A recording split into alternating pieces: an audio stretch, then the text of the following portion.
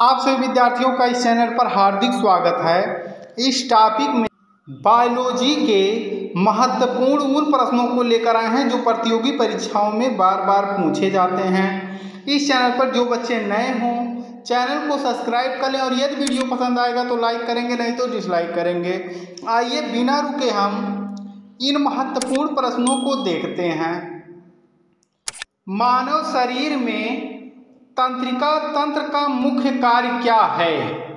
मानव शरीर में तंत्रिका तंत्र का मुख्य कार्य क्या है? सही ऑप्शन होगा संचलन पर नियंत्रण करना। तंत्रिका तंत्र का मुख्य कार्य है संचलन पर नियंत्रण करना। प्रतिकृति के दौरान प्राकृति के दौरान डीएनए डबल हेलिक्स को खोलने के लिए कौन सा एंजाइम जिम्मेदार है?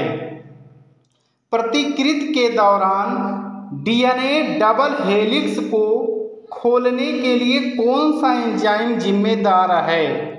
सही आपका ऑप्शन होगा हेलिकेज। निम्नलिखित में से कौन सा मानव शरीर का सबसे बड़ा अंग है? यह प्रश्न तो अक्सर पूछा जाता है। निम्नलिखित में से कौन सा मानव शरीर का सबसे बड़ा अंग है? सही ऑप्शन होगा त्वचा। ऑप्शन नंबर बी सही है। लेग हीमोग्लोबिन कहाँ पाई जाती है? लेग हीमोग्लोबिन कहाँ पाई जाती है? सही आपका ऑप्शन होगा लेग्यूम मूल ग्रंथियों में।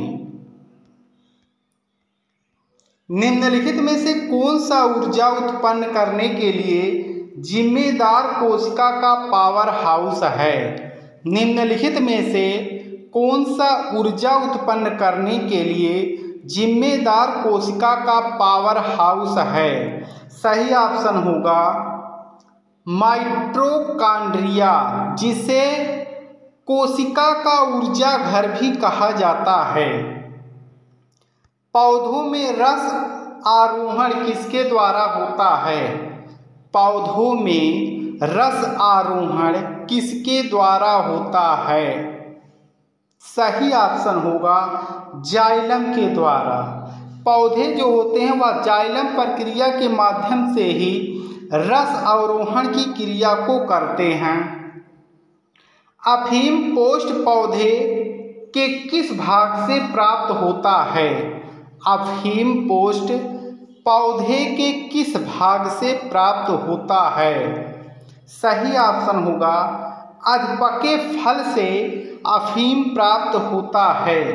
जीवाणुओं को पूर्णतः समाप्त करने की क्रिया क्या कहलाती है? जीवाणुओं को पूर्णतः समाप्त करने की क्रिया क्या कहलाती है? सही ऑप्शन होगा निर्जर्मीकरण। यह जीवाणुओं को पूर्णतः समाप्त करने की एक क्रिया होती है जिसे निर्जर्मीकरण कहा जाता है।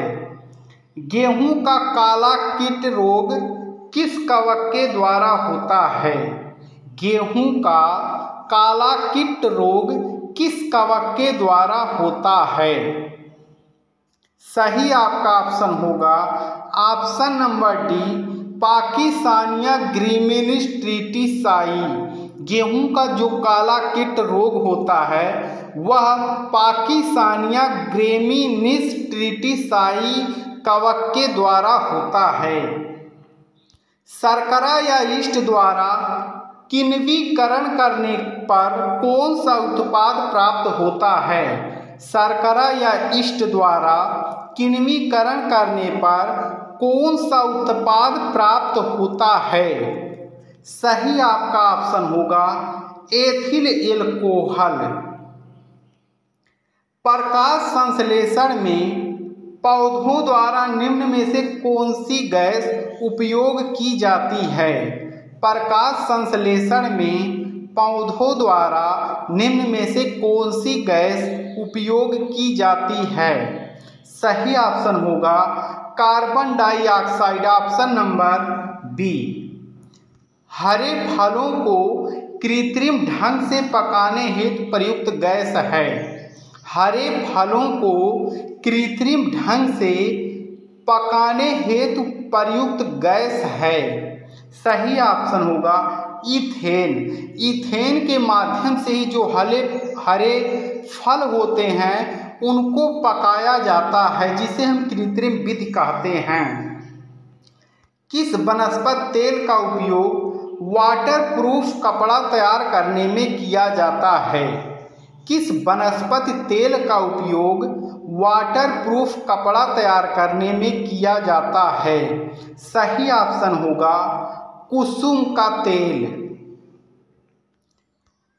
एरिस्टाटल, बहुत इंपॉर्टेंट प्रश्न है, एरिस्टाटल की लालटेन किसमें होती है? एरिस्टाटल की लालटेन किसमें होती है? सही ऑप्शन होगा समुद्री अर्चिन में। कौन से सेट के तंतु एक ही वर्ग के हैं?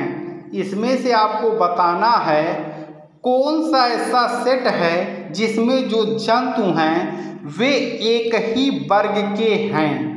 सही ऑप्शन होगा ऑप्शन नंबर डी, व्हेल, ओटर और कंगारू, ये तीनों एक ही जंतु वर्ग के हैं। आर्कियोप्टेरिक्स किस वर्गों के प्राणियों के बीच की योजक कड़ी है? आर्कियोप्टेरिक्स किन वर्गों के प्राणियों के बीच की योजक कड़ी है? सही ऑप्शन होगा सरीसृप या तो पक्षी। निम्न में से किसमें निषेचन द्वारा भी और निषेचन के बिना भी जनन होता है? निम्न में से किसमें निषेचन के द्वारा भी और निषेचन के बिना भी जनन होता है? सही ऑप्शन होगा मधुमक्खी। मानव शरीर में अनिवार्य अमीनो अम्ल की संख्या है। मानव शरीर में अनिवार्य अमीनो अम्लों की संख्या कितनी है? 10। सही ऑप्शन होगा। मनुष्य को प्रतिदिन कितनी मात्रा में आयोडीन मिलनी चाहिए? मनुष्य को प्रतिदिन कितनी मात्रा में आयोडीन मिलनी चाहिए? सही ऑप्शन होगा 80 ग्राम प्रतिदिन मिलना चाहिए। जंतुओं में कौन सा पॉलीसैकेराइड आरक्षित ईंधन का काम करता है? जंतुओं में कौन सा पॉलीसैकेराइड आरक्षित ईंधन का काम करता है? ग्लाइकोजन। तो इसमें इंपॉर्टेंट प्रश्न, आप सभी लोग इन प्रश्नों का अध्ययन जरूर कर लें। आप सभी का वीडियो देखने के लिए धन्यवाद।